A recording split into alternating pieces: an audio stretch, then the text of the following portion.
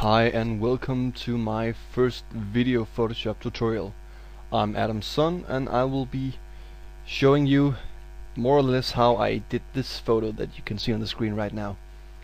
It's a photo of myself, well, duh, and it's taken by a friend of mine called Mikkel, who came along to my studio and we played around and he did this shot of me.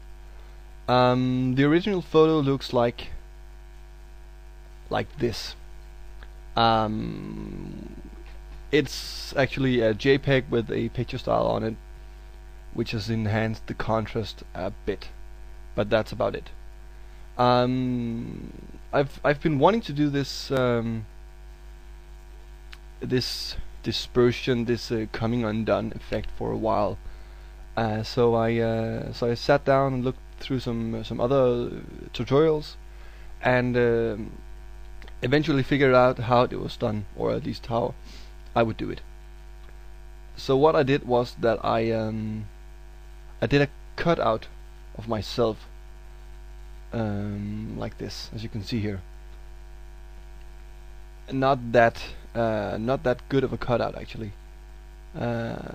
Fast one, the hair is okay, but still some errors here and there, as you can see.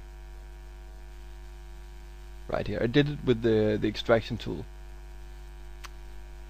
which is okay for most things except hair. So I did this cutout, and I did another version of myself, which was bigger here. I copied myself and placed it right behind me like that, made this one darker, and I did this one as well, which was just dragged out of proportion to be the fragments behind me. Okay, let's see here. So what I did was let's go to this layer. And I added a layer mask and filtered with black so that the effect was not shown.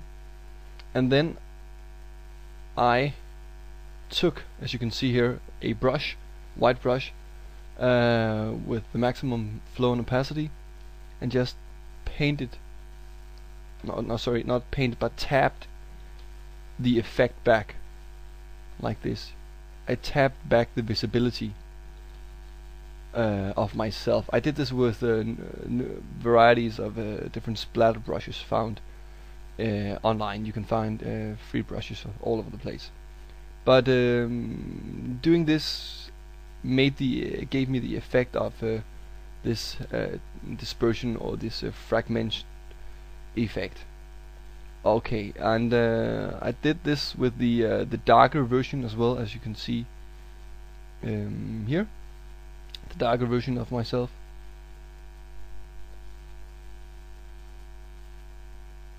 To give it a bit more depth in the final image. And this was myself. I did the opposite with the cutout version. As you can see here, this is the regular version, and I added a layer mask, and instead of a white brush, I did it with a black brush and painted the effects away or off me. And I tried to find some similar brushes and similar cut-ins in the body to match the disappearing effects, as you can see up here, around this area. But more basically, it's just a try and error.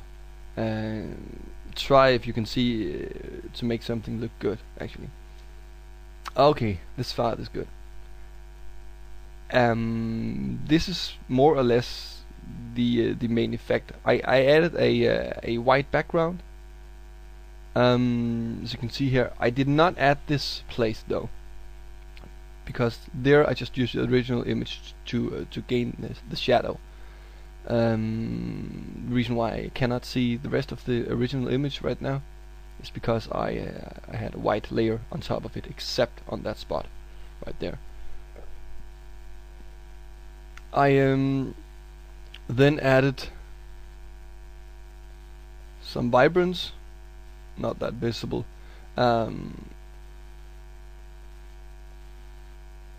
Some curves to make it lighter, especially behind me. You can see how the curves layer is just lifted. And my favorite tool, paint with light. I've mentioned it in some of my written tutorials, but basically it's a custom non-destructive layer where I, with my white or black brush, can add a dodge or burn effect. What I do is I create a regular empty layer, use the overlay blending mode, and then I paint highlights back. For instance, like this, I'm painting a highlight back. You can see what it actually does. I've used it on the skin areas mostly to brighten up some selected areas. It's also good to be used when working with glamour shots and stuff like that, to make the skin look more shiny. I actually added a lens flare here, right around this area. Sorry. Turn the opacity down to 15% instead of having it at max, as you can see here.